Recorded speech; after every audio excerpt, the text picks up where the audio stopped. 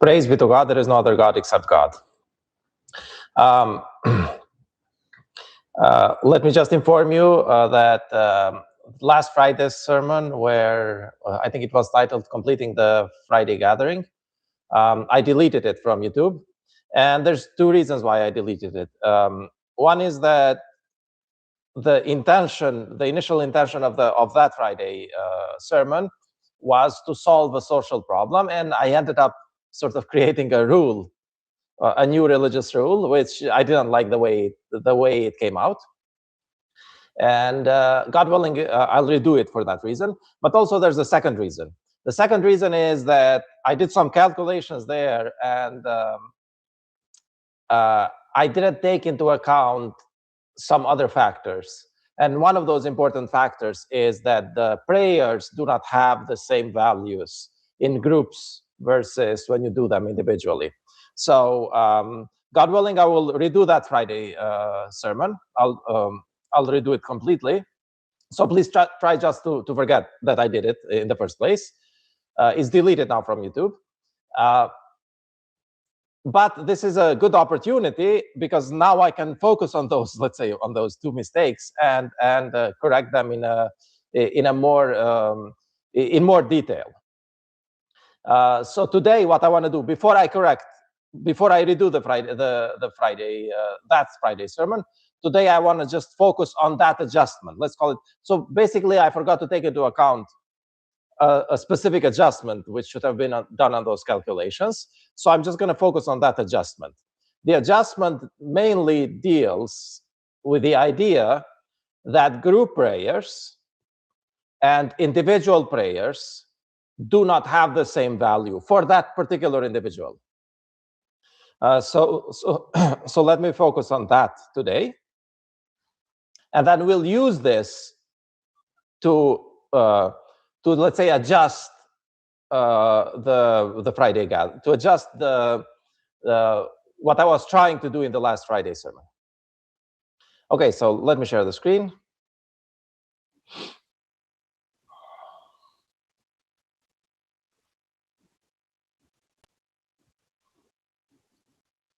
Okay, so the topic of today is estimating group prayer values. How would we estimate group prayer values? So basically, we know when you do an individual prayer, let's say you do the noon prayer, the value of that prayer for you is one prayer. Now, of course, in other videos, I do mention that that's God rewards it 40 times, but that's for the next world. God rewards every good deed 40 times. But that's for the next world. God rewards it even more, like because the hereafter is forever. But I'm talking about like how much does God consider it to be? That's for the next world. For this world, in this world, one prayer is one prayer. However, one prayer in a group, is it still one prayer, or is it more than one prayer for you? And that's what I want to focus on. And to estimate this, and by the way, I'm calling it estimating group prayer values. I'm not calling it calculating group prayer values. The reason for that is because it's an approximate estimation, and that's on purpose to keep it simple, because I'm purposefully ignoring a lot of other factors like gender. Gender has an effect. The age of the person has an effect. The setting where they are doing the prayer, all of those have effects. Is it in a mosque? Is it not in a mosque? Is it so? All those, and many other things. They do the faith of the person who's doing the prayer, the sincerity of the person who's doing the prayer. All of those do have an effect on the value of the prayer. However, if you ignore all of those and just focus on what's the effect of the group on the prayer, then we can simplify it and talk about it. That's why I'm calling it estimating group prayer, because it's not exactly, because we're disregarding on purpose so many other factors. And so how do we estimate the group prayer? And the idea is actually quite basic. Let's say that you are doing the prayer alone. that prayer, the noon prayer, let's say, that noon prayer is just one prayer. However, now let's say you add another person to that to that group. And now you're doing the prayer together with one other person. The prayer for you is one prayer still, but what's the value of your prayer for that other person? It does have a value, otherwise you wouldn't do it in a group. Why would that person join you if there's no value to joining you? What's the purpose of joining you? What's the purpose of doing it together if there's no value to it? So it does have a value for that person. So what's that value? How much value is that? And you can sort of indirectly or logically think of it by using the verse in the Quran which says that whoever mediates a good deed receives a share thereof. Basically, but in English, you can also call it whoever enables a good deed receives a share thereof. So because whenever you mediate, you are enabling.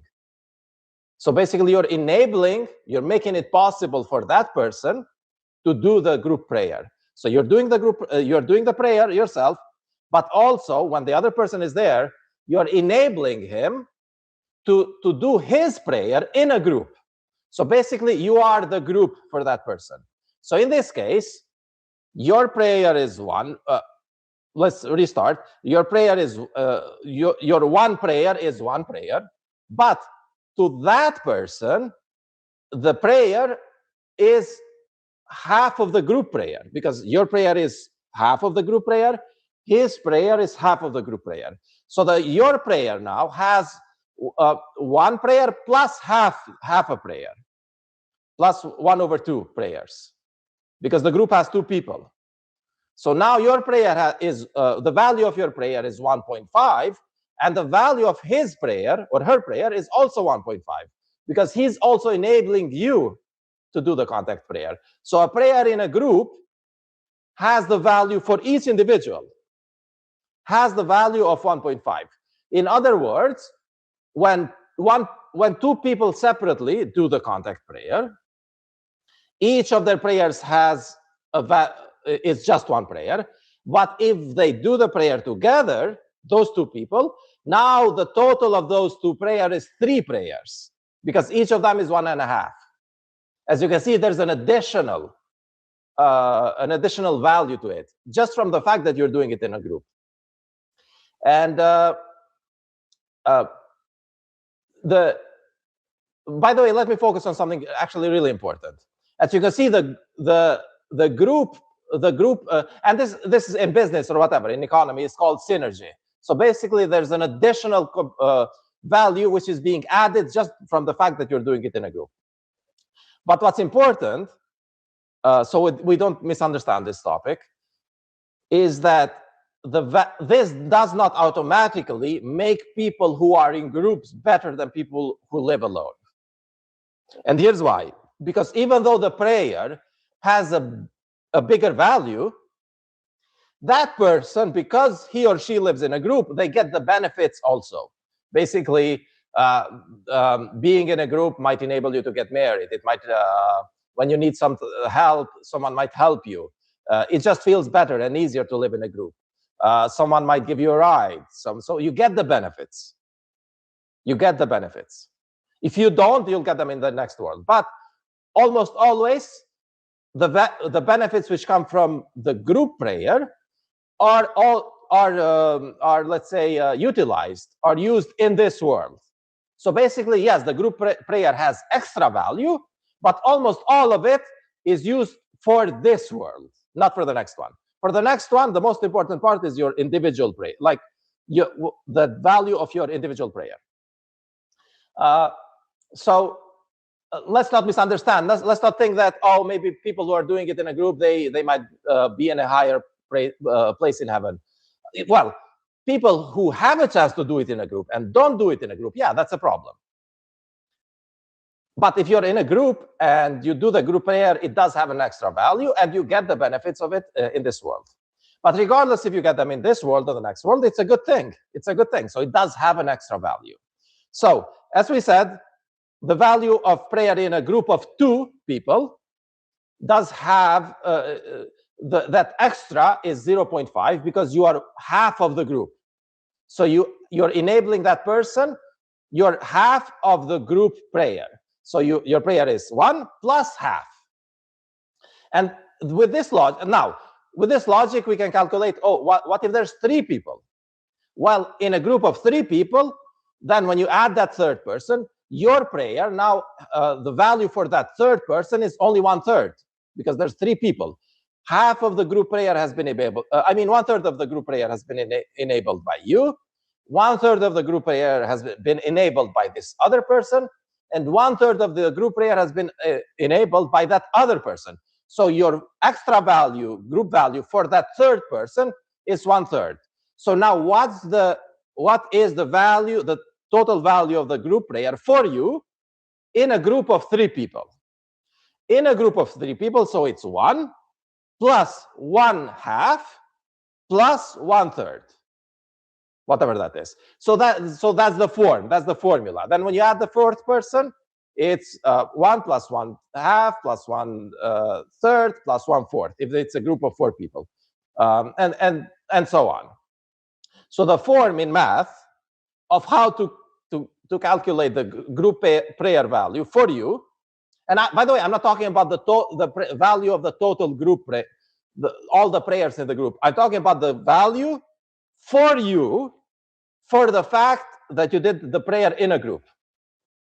So, and let's say the formula in math, therefore, takes this form, or the expression, the math expression.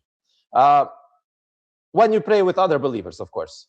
So it's 1 plus 1/2 plus 1/3 plus 1/4 plus 1/5 plus what, depending on the group size, plus 1 over n. And the n here is the group size. So if there's 100 people in the group, you add these numbers, plus 1/5, you go up to 100. If there's 1,000 people in the group, you go up to 1,000. If there's 50 people in the group, you go up to 50. So you add these numbers, let's say up to 1 over 50. So this is the form in math. And in math, this is, by the way, this has a name. It's called the harmonic series. They named it like this. It's not really important. They named it like this because it has to do, these numbers also are used in the musical, have to do with the musical notes. Like, the notes in music are created by the lengths of chords of actual, wires in, let's say, in a guitar, which are these specific numbers. But the more, that's just the name. The more important part is to analyze whether this is a convergent, what in math they call it convergent series, or a divergent series. There's 2 types of series. See, and by the way, this is a series, meaning that it's a list of additions which end up at a certain point, or they might never end in some types of math. So what is this, convergent or divergent? Convergent is when this, because as you can see, all the numbers are getting smaller and smaller. 1/2, 1/3, 1/4, they are getting smaller as we go up as we increase the group size. Each additional value to that prayer is getting smaller and smaller. Then the idea is, if it gets so small, will it even change anything at the end? Let's say if there's 1 million people or 2 million people, will it change anything there at the end? Or will the addition be smaller than the increase in the number? That would be, if it has a limit, basically, to how big this number can be, then it's called convergent. It converges. So let's say the limit is 100. No matter how many numbers you add here, you will never get more than 100. The total value will never be more than 100. That would be convergent. But and those are different, let's say, different cases. But in this case, this is a divergent series. It's divergent because if you, let's say, go to 100 million, up to 100 million, you will still get a bigger number than a specific number. Basically, it doesn't have a limit. It doesn't have a ceiling to how high it can go. However, even though it doesn't have a ceiling, it slows so much that for practical purposes, it behaves almost like a convergent series. Like it's kind of there's no limit, but it really slows a lot. So it's almost like it has a ceiling for practical purposes. And what do I mean by practical purposes? I mean that there's no we don't have an infinite number of people in the world. There's 8 billion people in the world. I don't know what the number would be for 8 billion, but probably if we add these numbers all the way, this series all the way to the 8 billionth person, we probably will get like 25, the value of 25 or something. So basically, if you do the I don't know if that's correct, actually. You can do it on ChatGPT. To calculate it, all you have to do is like add the harmonic series up to 8 billion, and it's gonna give you an answer. I don't know what it is. It's probably 25, 30, I don't know, 40. I have no idea. But there's the number is still too small, quite small, because as you add more people in the group, each person in the group is less and less valuable for your prayer because they are a smaller part of that bigger group. So that's the idea. Yes, it does increase sort of forever, but it slows down so much to the point that for practical purposes, you cannot really expect a number to be more than 20, let's say. If it's and let's go through those through some examples. Okay, so in a group of 1, the value of your prayer is 1. In a group of 2 people, the value of your prayer is 1 plus 1/2, which is 1.5. So there's an extra 0.5, extra value of 0.5. In a group of 3 people, the value of your prayer is 1.83. So we add 1 plus 1/2 plus 1/3, that's 1.83. In a group of 4 people, the value of your prayer is 1 plus 1/2 plus 1/3 plus 1/4, and that's 2. So basically, if you do the prayer with 4 people, being a part of a group of 4 people, then the value of your prayer is double of whatever you did. And this is important because this has some connection with the Friday gathering. But before we do that, let's repent. Tubu ilallah.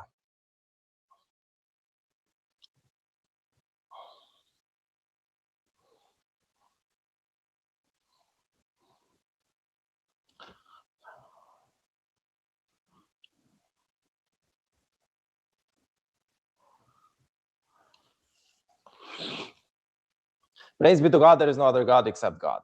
Okay, so the conclusion is, if we do the prayer with 4 people in a group, then the value of our prayer doubles.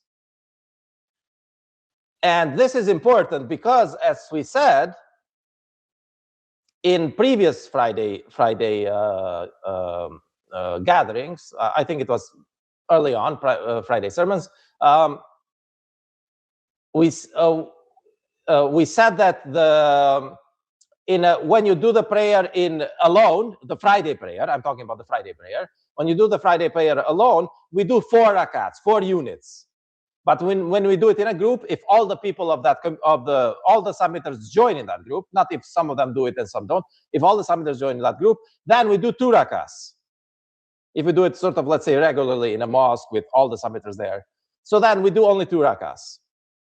So we do 4 when we do it alone, but we do 2 if we do it in the correct setting with the group. So and as you can see, because we do 4 when we do it alone, if it was a group of 2 people and we did 2 rakas only, that would be less than doing 4 rakas. So basically, what this means is that unless there's 4 or more people in the group, doing the Friday prayer with 2 rakas has less value than doing 4 rakas alone. This means, if we go by this logic, that the minimum number of people in a group prayer on Friday must be 4 or more people. Because if you do it with less people and you do 2 rakas, because there's let's say you do it somewhere outside, if you do only 2 rakas, that the prayer for you, let's say you do it with 3 people, the prayer for you is going to be 1.83, but you would have you would have gotten a bigger value if you just did it alone with 4 rakas. because then you would get, let's say, double of two rakahs, which is so double. You would get double value. You get double value from the 4 rakahs instead of 2 on Friday. So this means that we need at least 4 people to do the Friday gathering. Now, some people, I think some people have gotten, let's say, a little bit confused because I've thrown so many numbers in relation to this. I've mentioned the number 20, I've mentioned the number 100, I've mentioned the number 40, and I've mentioned, now I'm mentioning the number 4. And all of these have different reasons why I mentioned them.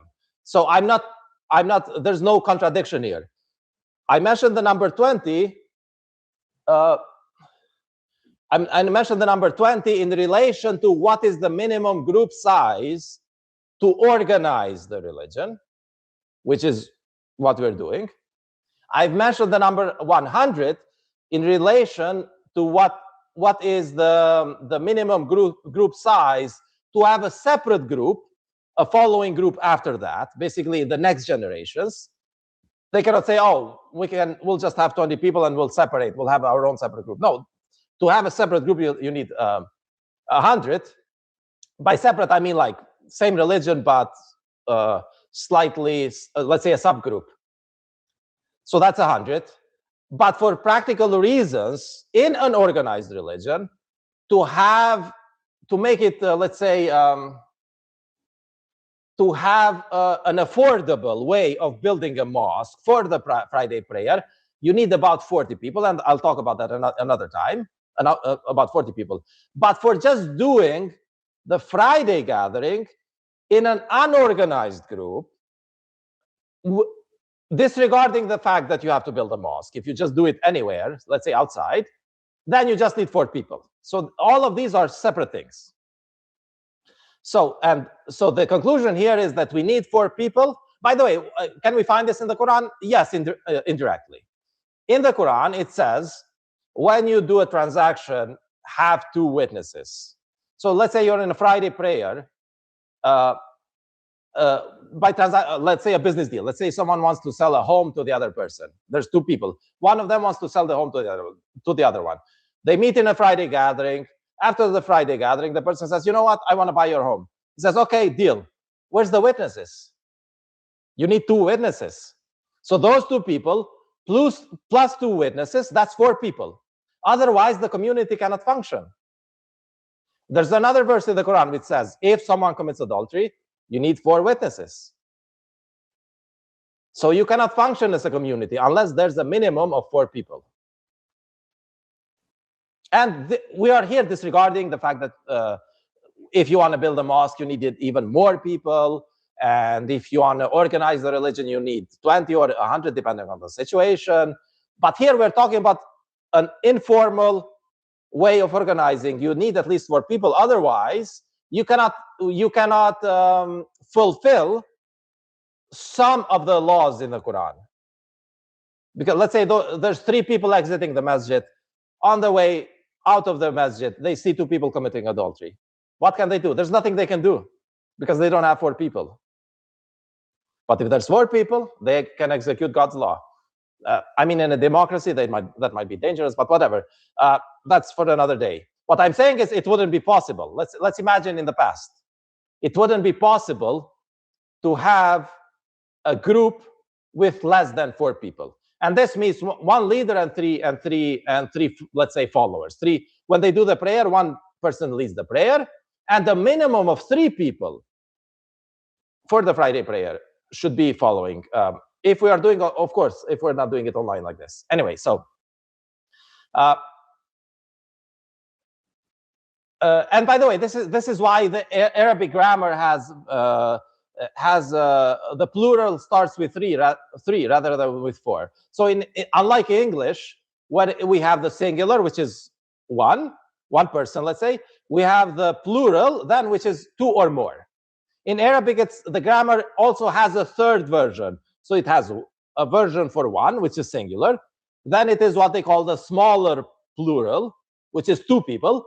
And then what they call the bigger plural, which is 3 or more people. And it's a different form of words in Arabic. So basically, the way the ancient Arabs thought of it is like, you have to have 3 people to think of them as a group. You cannot think of 2 people as a group. So you have a group of 3, plus the leader is 4. So basically, again, I'm repeating, we need 4 people in an informal setting to have a group Friday prayer. Not 2, not 3, you need 4. However, if you want to build a mosque, then the situation changes. Then you have to also estimate, is it efficient to build a mosque with 4 people? That's another question. By the way, and because we are doing it online, now the issue is it better to build a mosque with, let's say, 10 people or something? Those are all different answers. Here, I'm just going to focus on what is the value of the group prayer, and then we'll use this for other conclusions. But please don't rush into conclusions, because there's other factors to consider. Let's just learn this as a separate fact. Okay, so if we have, let's say, 10 people, the value of the prayer would be 1 plus 1/2 plus 1/3 plus 1/4, all the way to 1/10. We add all those numbers, plus 1/5, of course, plus 1/6, plus 1/7, plus 1/8, plus 1/9, plus 1/10. And that would be 2.92. That's the value of the group prayer if there's 10 people in the group. If there's 20 people in the group, the value would be 3.59. If there's 30 people in the group, the value would be 4. If there's 60 people in the group, the value would be 4.67. If there's 100 people in the group, the value would be 5.18. If there's 1,000 people in the group, the value would be 7.58. So basically, this means that if you pray in a group of 1,000 believers, not just any group, it has to be submitters and believers. If you pray in a group of 1,000 believers, your prayer is 7 times more valuable. So you do one prayer, it counts as 7. If you pray in a group of 10,000 people, the value of your prayer is 9.78. If you pray in a group of 100,000 people, the value of your prayer is 12.09. If you pray in a group of 1 million people, the value of your prayer is 14.39. For practical purposes, it's hard to imagine a prayer with a bigger group. Yeah, in Kaaba, they say that like the Sacred Masjid fits about 4 million people. But honestly, do they even pray together sometimes? Like there's separate sections, people pray in the yards, people pray, like they count that as well. I don't know if that's sort of a prayer together. So for practical purposes, I don't think it really makes sense to go beyond 1 million. You just don't see who's there or like who's praying, who's not praying. So it's not that you have to see it, but the issue is like, there's separate sections, they've created roads between sections of the masjid. Is it really a full group then? So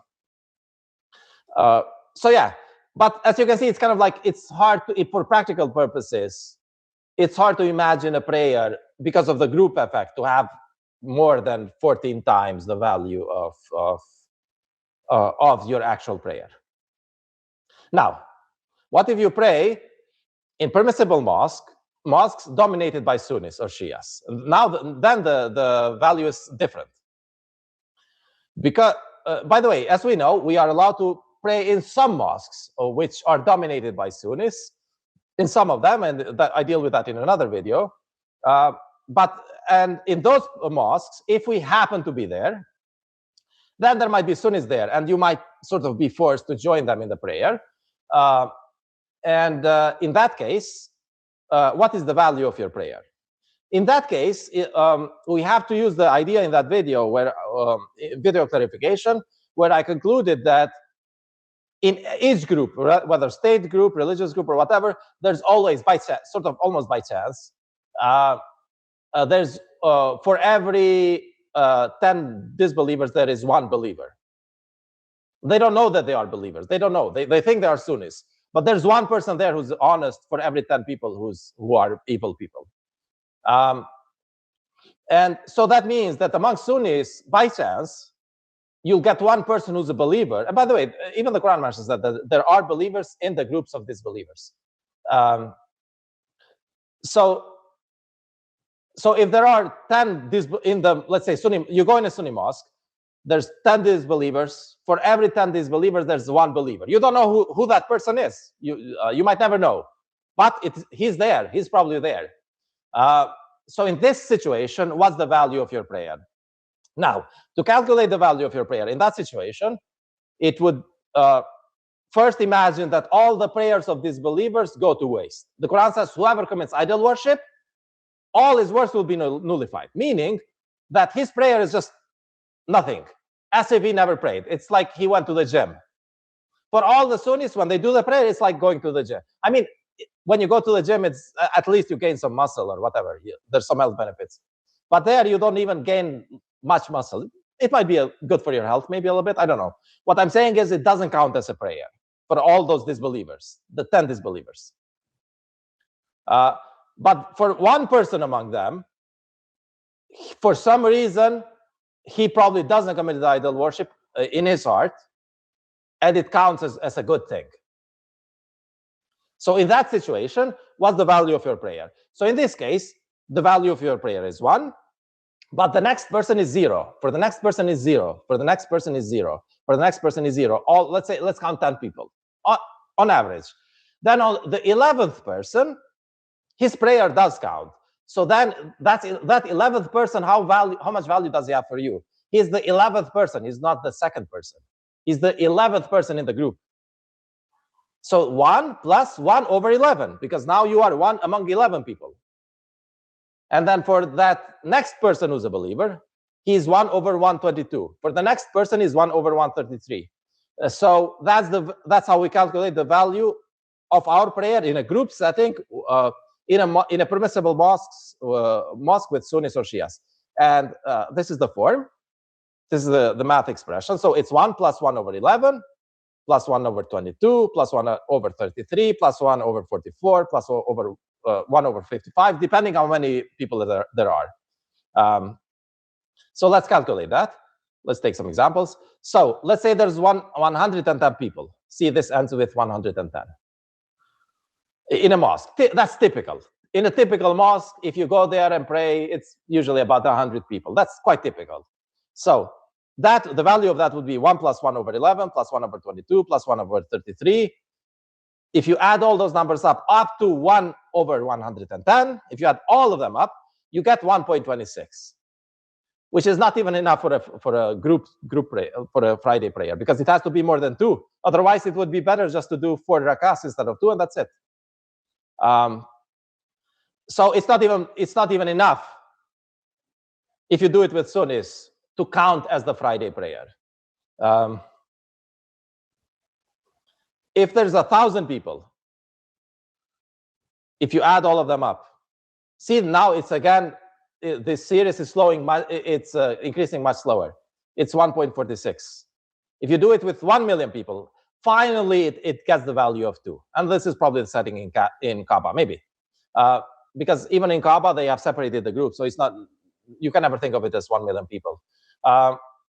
So the conclusion here is that if you go in a Sunni, let's not call it a Sunni mosque, because every permissible mosque is God's mosque. If you go in a God's mosque, which is dominated by Sunnis, even if the mosque is 1 million people, it would be better for you just to pray with 4 submitters separately than to pray in that mosque. I'm not saying that you shouldn't go there. All I'm saying is there's more value to praying with submitters than to praying with Sunnis in a mosque, even if there's 1 million Sunnis compared to just 4 submitters. Just 4 submitters gives you more value. Let me go back to that. Because here, with just 4 submitters, we achieve the value of 2. And imagine with more submitters. But if you pray in a mosque, in a permissible mosque with Sunnis, you need 1 million Sunnis to just, let's say, have the value, to have that additional value, as much as 4 submitters, which is a big difference. Yeah, so now, what Quranic verses support this? Support this idea? Let's say verse 4, by the way, I can prove this specifically, but then I would have to go into, let's say, taking into account all other factors like gender, age, and all of that. And I don't want to go too much into it. I don't think it helps to focus on gender differences.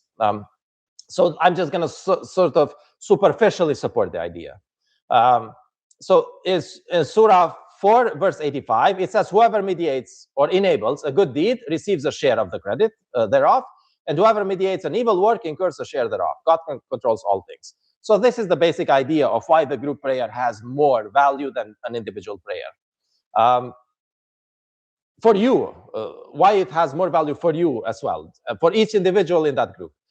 By the way, this same idea, as you can see from this verse, is also true in an evil group. This is why sometimes people don't realize how much they're damaging their life by hanging around the bad people. Because as you can see, the deed is amplified by the group. This is why the gangs, the mafia, all of that are worse than they think. Someone probably just buys the gun, the other one person kills the person. That's a big deal there. Being part of that group where someone got killed, that's a big deal. Oh, by the way, this is also the reason why there's no contradiction in the Quran when the Quran says, if you kill someone, I'm talking about like as a believer, if you kill someone, then yeah, it's a bad deed. But if you kill in a group setting, meaning in a war, it's not necessarily bad. The reason is that, let's say someone is 50% disbeliever. If you kill that person, 50% of his believing part is that's a sin for you. So that's his sin is transferred into your sins. I mean, his good deeds are now become your sins. So if you get, let's redo this. So if you kill, let's say, if a believer kills a believer, all the sins, whatever was good in that person now becomes a sin for you because you stopped his good deeds.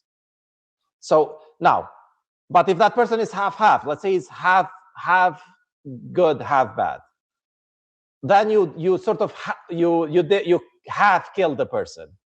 Yeah, it's killing, but it's 50% of it. Maybe you had the justification, for another 50% you didn't have. But this is dangerous because you're adding sins to yourself.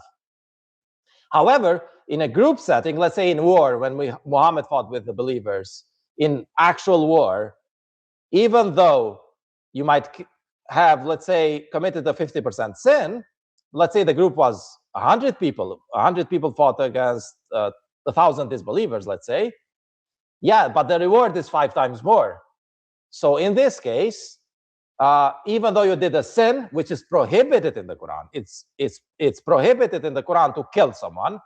In a group setting, in war, the benefits outweigh the costs, because in the group setting, your reward was 5 times more. Therefore, it outweighs the sin. That's why words are allowed and killing is not. Okay, so this is one of the reasons, not all the reasons. Okay, so, but I want to also sort of focus on the idea that some people think that, you might have heard the expression, and this is important because some submitters don't fully appreciate this.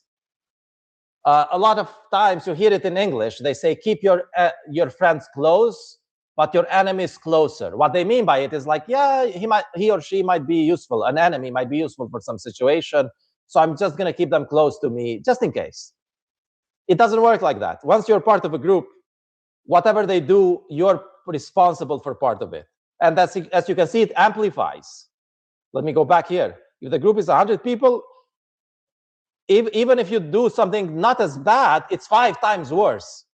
Then you become part of that mafia. Okay. The next verse which supports this idea, it says, for example, in Surah 7, verse 161, it says, recall that they were told, the believers, go into this, the people of Moses, go into this town to live and eat and therefrom as you please. Treat the people amicably and enter the gate humbly. We will then forgive your transgressions.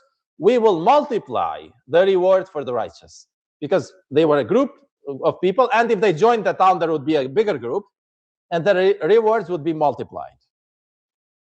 Then we have Surah 61, verse 4. It says, God loves those who fight in his cause, united in one column, like the bricks in one wall. There's an additional goodness in being united.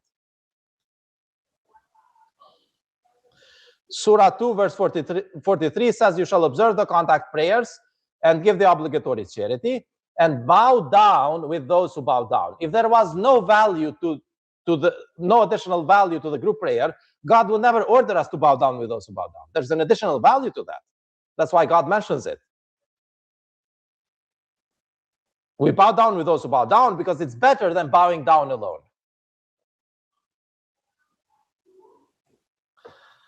Then Surah 18, verse 28 says, you shall force yourself to be with those who worship their Lord. So basically trying to be in a group, day and night, seeking him alone. Do not turn your eyes away from them, seeking the vanities of this world. Nor shall you obey one whose heart we rendered oblivious to our message, one who pursues his own desires and whose priorities are confused.